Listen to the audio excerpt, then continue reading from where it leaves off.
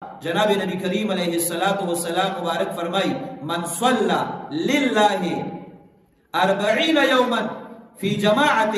سوک چې د الله رب العالمین د رضا لپاره یعنی په اخلاص سلوی خرزه با جماعت د تکبیر اولا سره منځو کی امام ترمذی رحمت الله علیه دا روایت نقل کړي چې جناب نبی کریم علیہ السلام مبارک فرمای سوک چې سلوی خرزه با جماعت د تکبیر اولا سره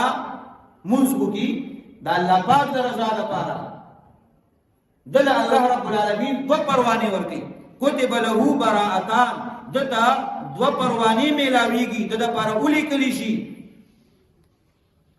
هغه سړي حضور علیہ السلام مبارک فرمای براءت من النار و براءت من النفاق دا سړي چې مری دی به جهنمی نه مری او د باندې چې مرګ راځي دی به د منافقت نه بری دی به د منافقت نه پاکي خدا چاته ملاویږي شادي سورځي د الله رب العالمین د رضا لپاره با جماعت د تکبیر اولا سره تموز ادایي کوي